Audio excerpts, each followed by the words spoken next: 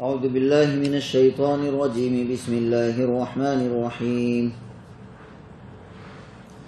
ان الذین آمنوا وعملوا الصالحات انا لا نضيع اجر من احسن عملا، البتہ جو لوگ ایمان لائے اور انہوں نے نیک عمل کیے تو یقیناً ہم نیک لوگوں کے اجر کو ضائع نہیں کرتے۔ اللہ تعالیٰ سے بڑا قدردان کوئی نہیں ہے۔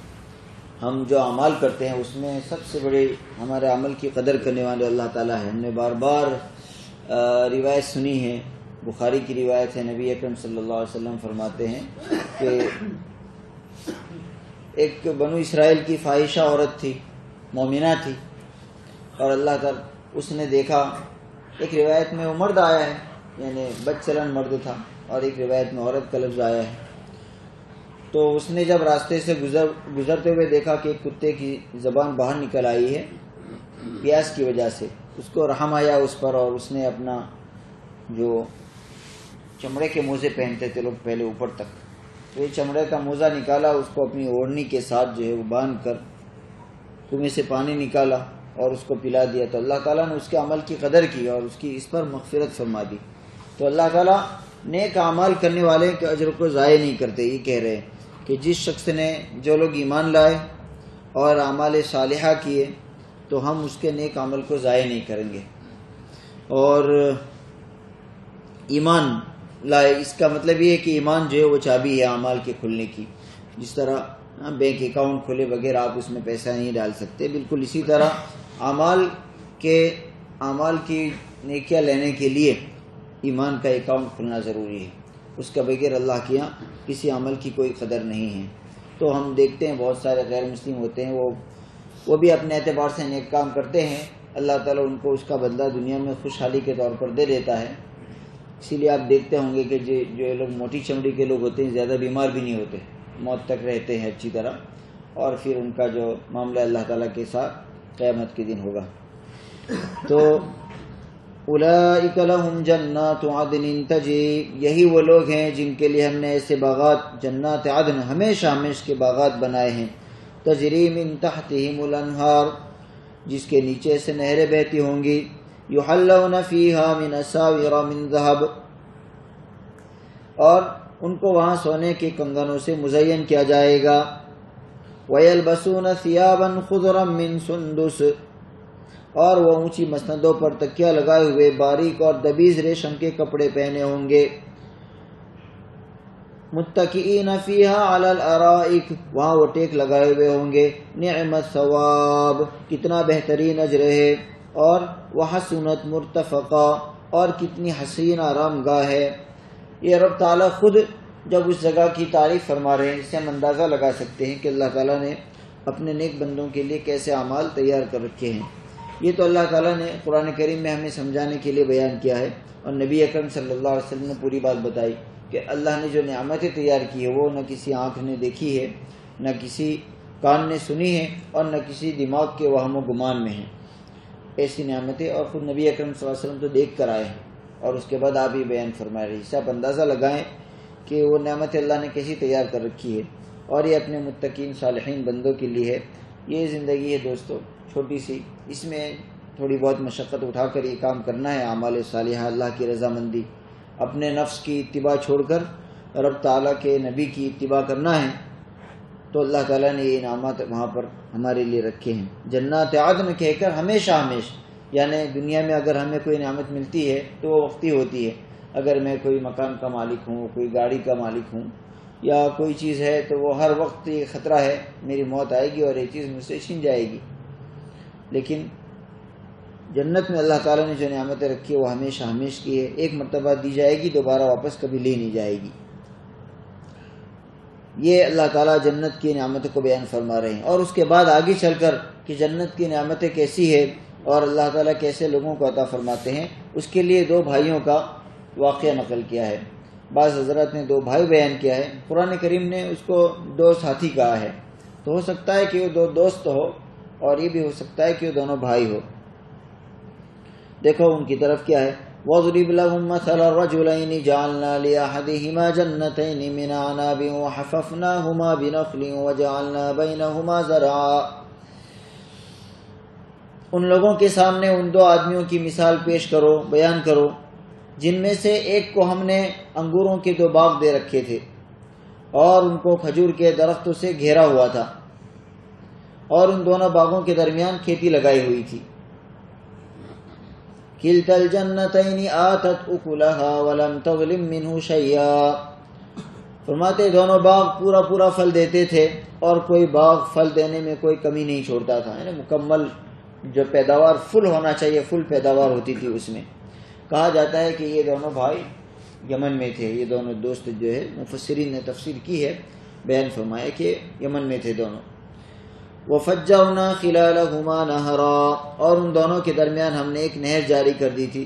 انسان اس میں اپنی ذہانت سمجھتا ہے، جو کچھ کرتا ہے یہ میں نے کیا، یہ میں نے کیا، یہ میں نے ایسا نقشہ بنایا، یہ کیا۔ اللہ تعالیٰ دیکھو جتنی بھی، یہ ظاہری بات ہے باغ بھی تو اللہ نے نہیں بنایا تھا، انسان نے بنایا تھا نا، ظاہری اسباب کے اعتبار سے، کھجور اس نے لگائے ہوں گے، انگور اس نے لگائے ہوں گے، اس طرح وہ جو نہر ہوتی ہے کھیتوں میں وہ بھی انسان بناتا ہے، لیکن اللہ اس کی نسبت اپنی طرف کر رہے ہیں، اس لیے کہ مین دینے والے تو اللہ ہی ہے، اصل دینے والے۔ لیکن ہم جو ہے دنیا کے اندر رہ کر تھوڑا بہت شروع میں تو شکر گزار ہوتے ہیں، بعد میں چل کر کبر آ جاتا ہے، دماغ اونچا ہو جاتا ہے، پیسوں کو دیکھ کر، قریب میں دوست احباب کو دیکھ کر 2-3 سلام ماننے والے ہوتے ہیں، وہ یہ نہیں سوچتے کہ اس کے سلام سے اگر ابھی مجھے 100 آدمی آ کر سیلوٹ کریں گے، کیا اس سے میری عمر بڑھ جائے گی؟ یا میرا مال بڑھ جائے گا؟ نہ میرا مال بڑھتا ہے، نہ میری عمر بڑھتی، نہ میری صحت میں بیمار ہوں تو اچھا ہوتا ہوں۔ وہ اگر کہہ دے کہ اللہ تعالیٰ آپ کو 1000 سال زندہ رکھے تو میں 1000 سال زندہ رہ جاؤں گا۔ یعنی انسانی کلمات صرف اس کے جذبات کی ترجمانی تو کرتے ہیں، سامنے والے کی کوئی فائدہ نہیں پہنچاتے۔ تو ہمارے استاد تھے جن کے پاس ہم نے بخاری پڑھی، حضرت شیخ ذوالفقار رحمۃ اللہ علیہ، وہ فرماتے تھے انسان 2 راستوں سے پھولتا ہے، ایک تو کام کے راستے سے لوگ تعریف کرتے ہیں، اور دوسرا منہ کے راستے سے زیادہ کھاتا ہے یا تو اس طرح، لیکن فائدہ کوئی نہیں ہوتا اس کا۔ اس لیے انسان کو چاہیے کہ وہ اپنی حقیقت کو ہمیشہ مد نظر، یہ تو اپنے گمان کے حساب سے میرے بارے میں کہہ رہا ہے، لیکن میری حقیقت کو میں بہتر جانتا ہوں کون ہوں میں۔ اور اگر اپنی قبر کے گڑھے کو ہم نہ بھولیں تو ایسی صورت میں کوئی انسان کتنی تعریف کیوں نہ کر دے ہماری، اس تعریف سے ہمیں نہ کوئی اپنی بڑائی نظر آنا چاہیے، اور کوئی کتنی گالیاں کیوں نہ دے دے، ہمارا کوئی مقام نیچا ہونے والا نہیں ہے، ہمارا مقام اللہ کے یہاں جو ہے وہ ہے ہمارے نیک اعمال کی وجہ سے۔ اس لیے ایسی چیزوں کا اثر نہیں لینا چاہیے زیادہ، انسان جو کہتے اس کا۔ وَكَانَ لَهُ ثَمَرٌ، اور اللہ تعالیٰ فرما رہے ہیں کہ اور اس شخص کو خوب دولت حاصل ہوئی، بہت مال، یعنی وہ باغ کی وجہ سے جو مال بیچا کیا تو اس کے پاس بہت مال جمع ہو گیا۔ فَقَالَ لِصَاحِبِهِ وَهُوَ يُحَاوِرُهُ أَنَا أَكْثَرُ مِنْكَ مَالًا وَأَعَزُّ نَفَرًا، اب اس کا دوسرا دوست تھا، دوسرا ساتھی تھا، اور جو ایک روایت میں ہے کہ بھائی تھا، تو اب اس نے کیا، اس کو جب تھوڑا مال مل گیا تو اپنے ساتھی سے ایک مرتبہ جب ملاقات ہوئی، بات چیت ہوئی، تو کیا کہا، وہ اپنے ساتھی سے باتیں کرتے ہوئے کہنے لگا میرا مال بھی تم سے زیادہ ہے اور میرا جتھا بھی تم سے زیادہ مضبوط ہے۔ جتھا یعنی میری جماعت، میرے لوگ، میری پارٹی تمہارے مقابلے میں زیادہ ہے، میں جب کہیں جاتا ہوں تو میرے ساتھ آگے پیچھے بہت سارے لوگ ہوتے ہیں۔ وَدَخَلَ جَنَّتَهُ وَهُوَ ظَالِمٌ لِنَفْسِهِ، اچھا یہ اپنے باغ میں داخل ہو رہا ہے اور اس کا دوست اس کا ساتھ ہے اس کے، تو وہ اللہ تعالیٰ فرماتے ہیں اور وہ اپنی جان پر ستم ڈھاتا ہوا اپنے باغ میں داخل ہوا۔ آدمی اپنا محل بنا ہو، محل میں گاڑی لے کر چلتا ہے تو تھوڑی گاڑی نہیں آ جاتی بڑی، اپنے محلے میں ایسا ہوتا ہے وہ سائڈ آہستہ آہستہ چلائیں گے، سائڈ نہیں دیں گے، ایک بیچارہ جا رہا ہے، ہو سکتا ہے اس کے ساتھ کوئی بیمار ہو، کوئی پریشان حال ہو، اس کی وجہ سے وہ راستے میں گاڑی اس طرح چلائے گا نا، اس کو سائڈ دے گا اور میری گاڑی ہے، کون آگے بڑھے گا مجھ سے۔ یہ چیز آ جاتی ہے انسان میں، جو وہ اس وقت ہوتا ہے جب علم نہیں ہوتا، اللہ تعالیٰ کی معرفت حاصل نہیں ہوتی، اپنی حقیقت کو نہیں سمجھتا، یہ دنیا کے مٹیریل کو بہت کچھ سمجھ لیتا ہے، تو یہ ہوتا ہے۔ اللہ تعالیٰ ایسے واقعات ہمیں اپنی حقائق بیان کرنے کے لیے، بتلانے کے لیے بیان فرماتے ہیں۔ تو وہ اپنی جان پر ستم ڈھاتا ہوا، ظلم ڈھاتا ہوا اپنے باغ میں داخل ہوا اور کہنے لگا قال ما اظن ان تبید هذه ابدا، میں نہیں سمجھتا کہ یہ باغ کبھی بھی تباہ ہوگا۔ ہم بھی یہ سمجھتے ہیں نا اپنا بنگلہ بنا کر کے، میرا خیال ہے کہ اب تو یہ کبھی ختم ہونے والا نہیں ہے۔ ہمارے پاس جو مال و دولت ہوتی ہے اس کے بارے میں بھی سمجھتے ہیں، اپنی صحت کے بارے میں سمجھتے ہیں کہ تو میں نہیں سمجھتا کہ یہ باپ کبھی بھی تباہ ہوگا. اس نے اپنے دماغ میں. دوستو یہ سوچنا آپ کو معلوم ہے یعنی انکار کرنا ہے قیامت کا.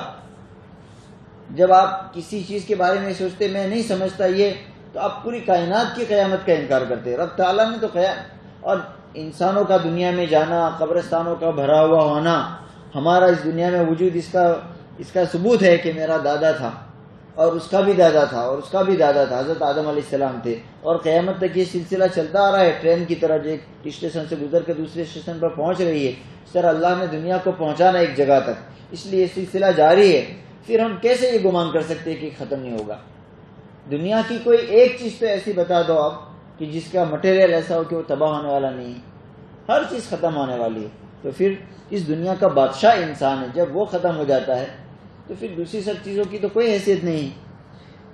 تو اس نے یہ گمان کیا، ما اظن ان تبید هذه ابدا، میں گمان کرتا ہوں کہ یہ کبھی بھی ختم نہیں ہوگا. وما اظن الساعة قائمة ولئن رددت الى ربي لاجدن خيرا منها منقلبا. دیکھو جیسے اس نے اپنے باپ کے بارے میں دماغ سوچا، فوراً اس نے ایک دوسرا جملہ استعمال کیا اپنے ساتھی کو سنانے کے لیے، اور میرا خیال یہ ہے کہ قیامت کبھی نہیں آئے گی، اور اگر کبھی مجھے اپنے رب کے پاس واپس بھیجا بھی گیا تب بھی مجھے یقین ہے کہ مجھے اس سے بھی اچھی جگہ ملے گی، اس لیے کہ میں دنیا میں خوشحال ہوں تو وہاں بھی خوشحال رہوں گا. یہ ہوتا ہے جب حقائق سامنے نہیں رہتے. انسان اپنے بارے میں ابھی آج آئینہ لے کر ابھی اس وقت دیکھ لو اور سوچو کہ آج سے 10 سال پہلے کیسا تھا میں. تو اب تو اور جو بچہ تھا وہ جوان ہو گیا، اب جوان جو ہے وہ 10 سال کے بعد 15 سال کے بعد بوڑھا ہو جائے گا، اور جو جوان تھا وہ ادھیڑ ہو گیا ہے. اتنا نہیں سوچتا کہ یہ تبدیلی جو آہستہ آہستہ آ رہی ہے، پھر کالے بال آہستہ آہستہ سفید ہو رہے ہیں. پہلے میں اچھی طرح ٹٹار سے چلتا تھا، گھٹنے جو ہے وہ پورا ساتھ نہیں دیتے کھڑے ہونے کے وقت میں. یہ تمام کس بات کی علامت ہے؟ اگر آپ جوان تھے تو ابھی بیوی کے شوہر بن گئے، یا اگر بیوی کے شوہر تھے تو باپ بن گئے. یہ سب جو ہے آہستہ آہستہ آپ ایک مرحلے سے دوسرے مرحلے پر پہنچ رہے ہیں. اگر باپ تھے آج دادا بن گئے، نانا بن گئے. یہ سب علامتیں ہیں اس کی کہ آپ جو ہے کسی اور چیز کی طرف آگے بڑھ رہے ہیں. تو کیسے انکار کر دے قیامت کا آدمی؟ اور پھر اگر میں وہاں لوٹایا گیا تو میں وہاں اور اچھی حال میں رہوں گا، اس لیے کہ دنیا میں اچھے حال میں ہوں. حالانکہ دنیا کی اچھی حالت کا کوئی لینا دینا نہیں. بلکہ آپ تھوڑی دیر کے لیے غور کرو تو حضرت سلیمان اور داؤد علیہ السلام کے علاوہ اور یوسف علیہ السلام، ان تین کے علاوہ انبیاء کرام علیہ السلام میں کسی کو اچھی راحت والی زندگی نہیں ملی. خود نبی اکرم صلی اللہ علیہ وسلم کی مدینہ منورہ میں اور مکہ مکرمہ کے 13 سال نبوت کے بعد کی بات. نبوت سے پہلے تو آپ صلی اللہ علیہ وسلم تاجر تھے، حضرت خدیجہ کا بہت مال تھا، لیکن جیسے ہی نبوت آئی اس کے بعد سے تنگی آنا شروع ہو گئی، اور مسلسل 20 سال تک آپ پر تنگی رہی. اور تنگی ایسی کہ حضرت والدہ عائشہ رضی اللہ عنہ فرماتی ہے کبھی کبھی 3 چاند دیکھ لیتے تھے ہم، یعنی 2 مہینے گزر جاتے تھے، شروع بیچ میں اور تیسرے مہینے کا چاند، اور ہمارے چولہا نہیں جلتا تھا. چولہا کیوں نہیں جلتا تھا؟ ایسا نہیں کہ کھانا بہت آ جاتا تھا، ہوتا ہی نہیں تھا پکانے کے لیے گھر میں. اور صحابہ کرام کے سامنے نبی اکرم صلی اللہ علیہ وسلم ظاہر نہیں فرماتے تھے. تو جو صحابہ کرام استطاعت والے ہوتے تھے وہی سمجھتے تھے کہ اچھا چل رہا ہے. انبیاء کرام علیہ السلام سے بڑا خوددار کوئی نہیں ہوتا، وہ ظاہر نہیں فرماتے اپنی حالت کو دنیا کے سامنے. تو صحابہ کرام کبھی کوئی وہ کھجور دے جاتے تھے، کبھی کوئی. صحابہ کرام میں مکہ مکرمہ میں اور عرب میں یہ عادت تھی پہلے، ابھی بھی یہ عادت ہوگی ان میں. مثلا ابھی میرے پاس 100 بکریاں ہیں، تو 100 بکریوں میں سے میں یہ سوچتا ہوں کہ اس سال 5 بکریاں جو ہے میں فلانے غریب کے گھر 6 مہینے کے لیے دودھ کے لیے دے دوں گا، وہ دودھ استعمال کریں گے اس کا. پھر اس کے بعد جب دودھ کا زمانہ ہوتا ہے بکری کا، آپ کو معلوم ہے، پھر جب ختم ہو جاتا ہے وہ زمانہ تو واپس لے لیتے تھے. ایسا منائح کہتے ہیں اس کو عربی میں. تو ایسے صحابہ کرام کی طرف سے ایسے عطیات آتے رہتے تھے نبی اکرم صلی اللہ علیہ وسلم کے لیے مسجد نبوی میں. آپ صلی اللہ علیہ وسلم خود بھی اس کو استعمال فرماتے تھے، اور اپنے احباب جو ہوتے تھے جو مسجد نبوی میں آ کر رہتے تھے دور دراز علاقوں سے ایمان لا کر سیکھنے کے لیے، ان پر بھی اس کو استعمال فرماتے تھے. تو یہ گزارے کی شکل ہوتی تھی. قال له صاحبه وهو يحاوره وكفرت بالذي خلقك من تراب ثم من نطفة ثم سواك رجلا.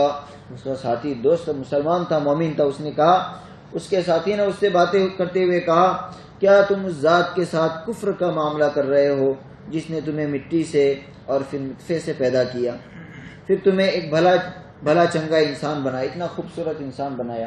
مٹی سے اس لیے کہ اوریجنل ہم آدم علیہ السلام سے آئے ہیں، تو آدم علیہ السلام مٹی سے بنے تھے، اور نطفہ کیونکہ ہماری جو پیدائش ہوئی ہم سب جو بھی ہیں وہ نطفے سے ہوئی ہے ہمارے والدین کے، اس لیے نطفہ. تو یہ دونوں چیزیں جمع کر اس نے کہا کہ یہ کفر نہیں ہے، تم قیامت کا انکار کر رہے ہو.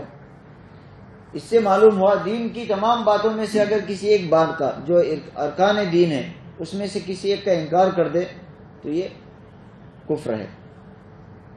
اس لیے دین نبی اکرم صلی اللہ علیہ وسلم جو باتیں لے کر آئے تمام پر ایمان کا لانا یہ ایمان ہے. اب اس نے کیا کہا، لَكِنَّ هُوَ اللَّهُ رَبِّي وَلَا أُشْرِكُ بِرَبِّي أَحَدًا، میں تیرے ساتھ ہوں، کہیں ایسا نہ ہو کہ میری خاموشی کی وجہ سے میں بھی تیرے جیسا بن جاؤں، اس لیے میں اعلان کرتا ہوں سامنے. کیا اعلان کرتا ہوں؟ میں یہ اعلان کرتا ہوں جہاں تک میرا معاملہ ہے تو میں یہ عقیدہ رکھتا ہوں کہ اللہ میرا پروردگار ہے اور میں اپنے پروردگار کے ساتھ کسی کو شریک نہیں کرتا.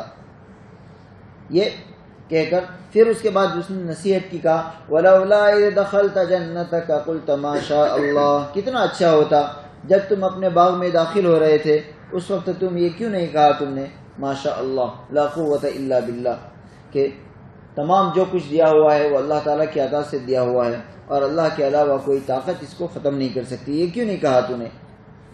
یہ کہہ رہا تھا کتنا اچھا ہوتا. پھر اس کے بعد کہا ان ترنی انا قل منک مالا وولدا، اگر وہ اصل میں اس کو تانا دے رہا تھا کہ تیرے نماز پڑھنے سے، تیرے روزہ رکھنے سے، تیرے دینداری سے تجھے کیا فائدہ ہوا، دیکھ میں نے کچھ نہیں کیا تب بھی میں ایسا ہوں. تو یہ سمجھ گیا تھا کہ یہ میرے اوپر ٹون کر رہا ہے.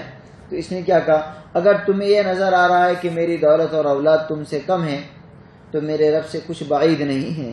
فعسى ربي ان يؤتيني خيرا من جنتك، میرے رب سے کوئی بعید نہیں ہے کہ اللہ تعالیٰ تیرے باغ سے بہتر باغ مجھے عطا کر دے.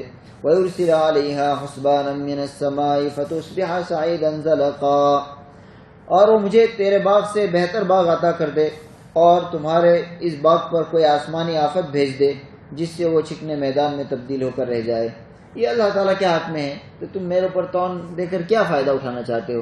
او یصبح ماؤها غورا فلن تستطيع له طلبا، جس کنویں پر تجھے بہت فخر ہے کہ اس میں ایسا کنواں ہے، کہا یا اس کا پانی زمین میں اتر جائے اور پھر تم اسے تلاش بھی نہ کر سکو، یعنی کھودتے جاؤ اور اس کے بعد بھی پانی نہ نکلے. یہ کر سکتے اللہ تعالیٰ. وَأُحِيطَ بِثَمَرِهِ فَأَصْبَحَ يُقَلِّبُ، زمانہ گزر گیا، بات چیت ہوئی ان کی. اس بات چیت کے بعد جو ہے پھر کیا ہوا، اس بات چیت کے بعد اب کیا ہوا، اللہ تعالیٰ فرماتے ہیں ایک رات کو ایسا ہو گیا اور پھر یہ ہوا کہ اس کی ساری دولت عذاب کے گھیرے میں آ گئی. فَأَصْبَحَ يُقَلِّبُ كَفَّيْهِ، اور وہ صبح ہوئی تو اس حالت میں کہ اس نے باغ پر جو کچھ خرچ کیا تھا وہ اس پر ہاتھ ملتا رہ گیا. وَهِيَ خَاوِيَةٌ عَلَىٰ عُرُوشِهَا وَيَقُولُ يَا لَيْتَنِي لَمْ أُشْرِكْ بِرَبِّي أَحَدًا، جبکہ اس کا باغ تٹیوں پر گرا پڑا تھا. آفت آئی تھی، ہوا چلی تھی زوردار، پورا گر گیا اور وہ کہہ رہا تھا کاش میں نے اپنے رب کے ساتھ کسی کو شریک نہ مانا ہوتا. وَلَمْ تَكُنْ لَهُ فِئَةٌ يَنْصُرُونَهُ مِنْ دُونِ اللَّهِ وَمَا كَانَ مُنْتَصِرًا، اور اسے کوئی ایسا جتھا میسر نہ آیا جو اللہ کو چھوڑ کر اس کی مدد کرتا. اس لیے کہ جتنے لوگ اس کے ساتھ تھے وہ تو انٹرسٹ کی وجہ سے تھے، جب یہ کنگال ہو گیا تو سب اس کو ساتھ چھوڑ کر چلے گئے، کوئی بھی مدد کے لیے نہیں آئے. سب کو اپنا اپنا انٹرسٹ تھا، وہ انٹرسٹ حاصل نہیں تھا. وہ ویسے بھی اس سے محبت کر ہی نہیں رہے تھے، وہ تو اس کے مٹیریل سے محبت کر رہے تھے. جب مٹیریل غائب ہو گیا تو، اور جو نیک لوگ ہوتے ہیں ان سے لوگ اللہ کی خاطر محبت کرتے ہیں، تو جب حالات آ جاتے ہیں تو وہ ان کی مدد کے لیے بھی پہنچ جاتے ہیں. تو کیا ہوا جب اس کا اور اسے کوئی ایسا جتھا میسر نہ آیا جو اللہ کو چھوڑ کر اس کی مدد کرتا، اور نہ وہ خود اس قابل تھا کہ اپنا دفاع کر سکے، اس لیے کہ وہ تو خود اس مال کے اوپر اس کا بھروسہ تھا، وہ مال اس کا ختم ہو گیا تھا. هُنَالِكَ الْوَلَایَةُ لِلَّهِ الْحَقُّ هُوَ خَيْرٌ ثَوَابًا وَخَيْرٌ عُقْبًا. اللہ تعالیٰ فرما رہے ہیں ایسے موقع پر آدمی کو پتہ چلتا ہے کہ مدد کا سارا اختیار صرف اور صرف اللہ حق کے پاس ہے، یعنی سچے اللہ کے پاس ہے. وہی ہے جو بہتر ثواب دیتا ہے اور بہتر انجام دکھاتا ہے. یہ دنیاوی زندگی کی حقیقت ہے دوستو، جو اللہ تعالیٰ نے ہمارے سامنے بیان فرمائی. اور یہ دو بھائیوں کا واقعہ ان دونوں کے لیے نہیں تھا، ہمارے ساتھ دنیا میں ایسے واقعات پیش آتے رہتے ہیں. اللہ تعالیٰ جو واقعات بیان فرماتے اس میں ہمارے لیے عبرت اور نمونہ ہیں۔ آپ کو معلوم ہے ہماری مسجد کے ساتھی بالکل نوجوان ہٹا کٹا آدمی جاوید بھائی گجرم والے، ان کے رات کو انتقال ہو گیا۔ اللہ تعالیٰ ان کی مغفرت فرمائے بار بار، اور ان کے پسماندگان کو صبر عطا فرمائے، ان کے بچوں کو اللہ تعالیٰ اپنی غیب سے کفالت فرمائے۔ اس کے علاوہ ہمارے مسجد میں جتنے اور ہمارے محلے میں علاقے میں تعلق والے رشتہ دار اور اس کے علاوہ جتنے مومنین ان دنوں میں وفات پا رہے ہیں، اللہ تعالیٰ ان تمام کی مغفرت فرمائے۔ دوستو موت تو اللہ کے لکھنے ہی سے آتی ہے، لیکن اللہ تعالیٰ نے ہمیں اسباب کی اختیار کرنے کا مکلف بنایا ہے۔ تو ان دنوں میں زیادہ بھیڑ بھاڑ والے علاقوں میں بہت دور، اس لیے کہ جب اگر یہ اللہ کی طرف سے عذاب بھی ہے دنیا میں ظلم بڑھ جانے کی وجہ سے، تو عذاب جب آتا ہے عام ہوتا ہے، اس میں پھر تفریق نہیں ہوتی۔ یہ الگ بات ہے کہ اللہ تعالیٰ ظاہر کر دیتے ہیں زیادہ سخت تکالیف میں ڈال کر اپنے دشمنوں کو کہ یہ عذاب ہے، لیکن اس میں مومنین بھی اگر اس میں جائیں گے تو لپیٹ میں آ جائیں گے۔ اس لیے ہمیں حفاظت کی جو اسباب ہے وہ اختیار کرنا چاہیے، جو ڈاکٹر لوگ بتلاتے ہیں یہ کرتے ہیں۔ یہ ہے کہ اس پر ایمان نہیں ہے، ہم ڈاکٹر سے دوا لیتے ہیں اور یہ امید کرتے ہیں کہ انشاءاللہ اچھا ہو جائے گا، یہ نہیں سوچتے کہ ڈاکٹر نے اچھا کر دیا مجھے، اللہ کی طرف سے شفا آئی، لیکن اللہ نے اس گولی کو دوا کو سبب بنایا۔ اس طرح یہ جو ماسک ہے یا لوگوں سے ڈسٹینس زیادہ، جو بیمار لوگ ہیں ان سے، تو بیماری تو اللہ کے حکم سے آتی ہے، لیکن پھر وساوس آتے ہیں دماغ میں اور اس سے تقدیر پر ایمان ڈگمگا جاتا ہے۔ اس لیے اللہ تعالیٰ نے ہمیں اس کا مکلف کیا ہے کہ ہم ایسے جمگٹوں میں نہ رہے، دور رہے، حفاظت کر اپنی تدابیر ہے اس کو اختیار کریں، اس کے بعد اللہ تعالیٰ کا فیصلہ ہے۔ اور یہ ویسے پتہ نہیں لوگوں کو گرمی لگتی ہوگی، لیکن اتنا ہم لوگ یہ جو سردی وغیرہ جو ہوتی ہے، یہ ایسے ٹھنڈے اسی سے ہم کو تکالیف زیادہ ہوتی ہے۔ افطاری کے موقع پر اتنا ٹھنڈا پی لیا، نارمل ٹھنڈا پیو ایک دم ہلکا سا، جس میں ایسا بھی نہ ہو کہ بھئی پیاس کی تکلیف بھی دور نہ ہو سکے، اور بہت زیادہ ٹھنڈا استعمال نہ کرے۔ یہ چیزیں زیادہ، جو لوگ ٹھنڈیوں میں رہنے کے عادی ہیں ان کے لیے کوئی ٹھنڈی نہیں ہے اے سی، لیکن ہم لوگ ٹھنڈی میں رہنے کے عادی نہیں، ہم ابھی 5 گھنٹے گرمی میں رہے اور اچانک اتنے ٹھنڈے اے سی میں آ جاتے ہیں تو جسم پر اس کا اثر ہوتا ہے۔ تو مشورہ کر کر اس کو بھی تھوڑا زیادہ کر دو، اگر 18 ہے تو اس کو 24 25 26 پر کر دو، اتنا رہے کہ گرمی بھی محسوس نہ ہو اور ٹھنڈی بھی نہ لگے۔ یہ یہاں کی بات نہیں، مسجد کی، گھر میں بھی ہم اے سی چلا گئے، ایسی چیزوں میں اس میں احتیاط کریں۔ اللہ تعالیٰ ہم سب کو توفیق عطا فرمائے۔ سبحان اللہ و بحمدہ، سبحانک اللہم و بحمدک، اشہد ان لا الہ الا انت، نستغفرک و نتوب الیک۔